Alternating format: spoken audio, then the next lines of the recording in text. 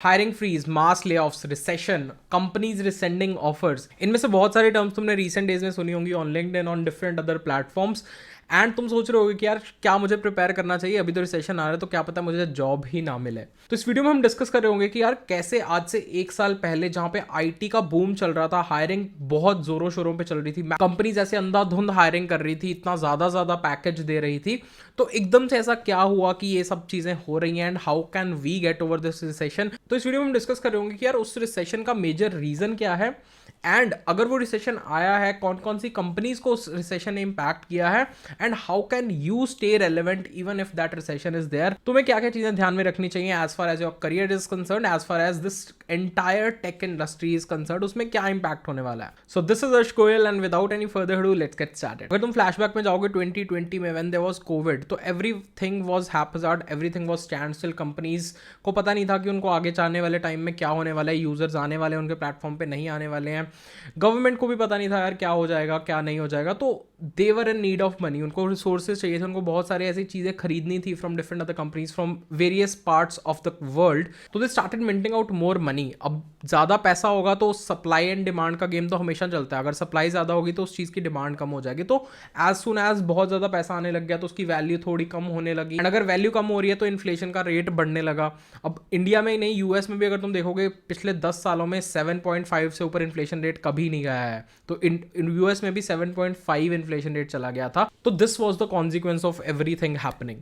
अब धीरे धीरे like from the past 1 year क्या हुआ कि बहुत सारे लोगों को टेक पे डिपेंड होना पड़ा। बहुत सारी ऐसी एप्स, जैसे तुम देख रहे होगे कि food delivery apps were use, क्योंकि कोविड के कारण people were not able to move out. अभी काफी सारी टेक एप्स जैसे जूम हम यूज करते थे for online classes, for meetings, for every other purpose. Slack was being used. General public की dependency on tech increase. Dependency के बढ़ने के कारण क्या हुआ कि बहुत सारी टेक कंपनीज का स्टॉक प्राइस बहुत ज्यादा बूम कर गया एकदम से। 2021 में तुमने देखा होगा कि हर कंपनी का स्टॉक प्राइस बूम कर रहा है, कंपनी ज्यादा प्रॉफिटेबल हो रही है, उनके पास ज्यादा यूजर्स आ रहे हैं, तो अब इतना सारा प्रॉफिट हो रहा है कंपनी को, तो उसने हायरिंग करना स्टार्ट कर दिया, because they need more infrastructure, they need more scalability. तो उसके लिए उसको और ज्यादा अच्छे सॉफ्टवेयर इंजीनियर्स चाहिए और अच्छा टेक सपोर्ट चाहिए, टेक टीम चाहिए, तो इसलिए उन्होंने हायरिंग करनी स्टार्ट। एंड तुमने देखा होगा कि पिछले साल बहुत ज्यादा हायरिंग चली है, बहुत ज्यादा कंपनीज आई हैं, बट जैसे 2022 स्टार्ट हुआ तो things were better this time. Covid का impact has reduced and people have started getting back to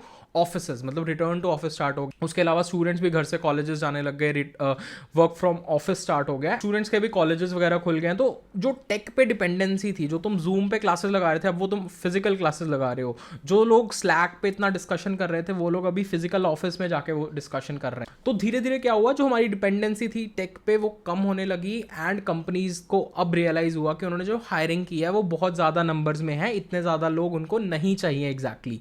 तो from there on they decided upon कि यार या तो हमें कुछ करना पड़ेगा so as to maintain our budget. तो अब तुम देख रहे होगे कि 2022 में एकदम से सारी कंपनीज के स्टॉक प्राइसेस गिर रहे हैं।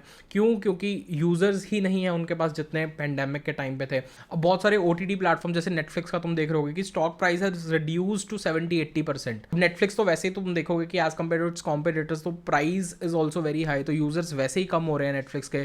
फेसबुक का stock price was also reduced to 70-80%। Rarely people use Facebook nowadays. तो इन सारे सिनेरियो को देख के ये जो हम टर्म्स बोल रहे हैं, रिसेशन, मास लेऑफ्स, हायरिंग फ्रीज, तो ये सारे टर्म्स पिक्चर में आ रही हैं। तो अब तुम्हें बेसिकली रीजन क्लियर हो गया होगा कि यार ये क्यों हो रहा है, हायरिंग फ्रीज क्यों हो रहा है, रिसेशन क्यों हो रहा है। तुमने रिसेंटली गूगल के सीईओ ने भी बोला है कि we believe that there are more number of people in Google than the work, मतलब काम कम है बट लोग ज़्यादा हैं। तो अब यही है कि Google has also made it's performance review more strict, मतलब अगर तुम काम नहीं करोगे तो तुम्हें कंपनी से शायद निकाल दिया जाए, या जो उनका एंट्री वाला प्रोसेस है, इंटरव्यू प्रोसेस है, उसमें भी अगर तुम्हारा फीडबैक वेरी स्ट्रांग है तो ही तुम्हें सिलेक्ट किया जाए। तो ये सारे कुछ पैरामीटर्स हैं जो इन फ्यूचर तुम देख सकते हो कि उनके हायरिंग प्रोसेस में आ सकते हैं। या बहुत सारी ऐसी कंपनीज जो कि इंटरनली बहुत सारे एम्प्लॉयज हायर कर चुके हैं, अब उनका रिव्यू थोड़ा ज़्यादा स्ट्रांग होगा। ऑल इन ऑल मतलब इतना ज़्यादा इंपैक्ट इंडिया में नहीं हुआ है जितना यूएस में हुआ है, बट स्टिल कुछ कुछ companies in India have also started that hiring freeze वाला mode.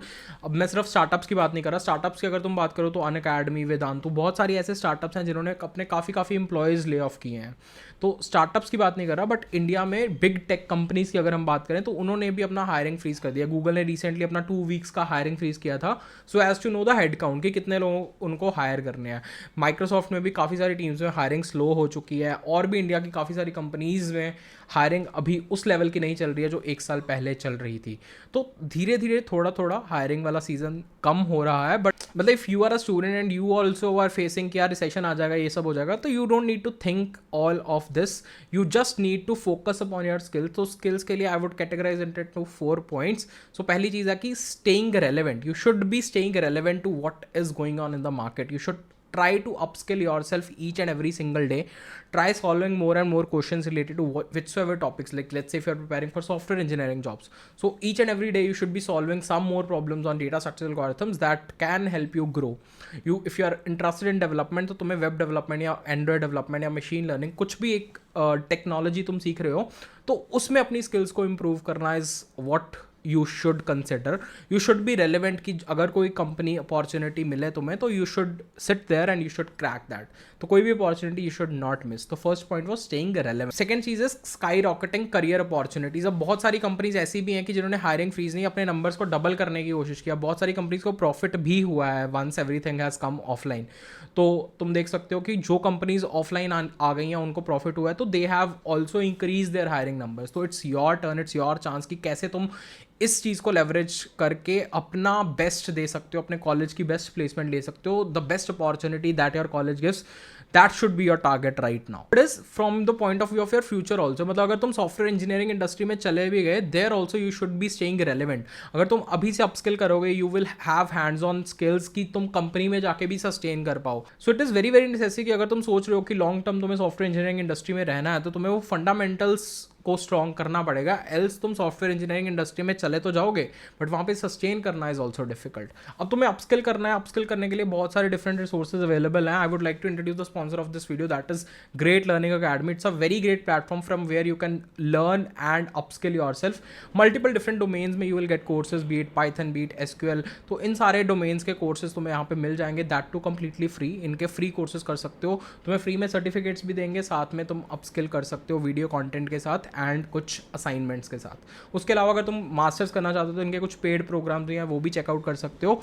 These courses might help you land your dream job offers in your dream companies. तो I provide the link to these free courses in the description, जाके check कर सकते हो। अगर कोई भी course तुम्हें लगता है कि तुम्हारे रेलेवेंट है, तुम्हें उस चीज़ को सीखना है, तुम्हें एसक्यूएल सीखनी है, तुम्हें डेटा स्ट्रक्चरल एल्गोरिथम सीखनी है, तुम्हें पाइथन सीखनी है, तुम उस लिंक पे क्लिक करके फ्री कोर्सेज में एनरोल कर सकते हो, फ्री कोर्सेज कर सकते हो एंड अपने आप को अपस्किल कर सकते हो। तो all in all I would say the outcome ये निकलता है, it's not about hiring freeze, it's not about layoffs, it's not about mass firing, but it's more of how you can better upskill yourself so as to beat this recession. मतलब from the point of view of freshers इतनी ज़्यादा अभी tension लेने की जरूरत नहीं है। Things are not that tough, but still your upskilling should not stop. So this was all for this particular video. I hope you people understood कि why this recession is happening and what all impact will it have on your journey. मिलते हैं किसी एक ऐसी और video में. Till then, all the best. Good luck. Bye.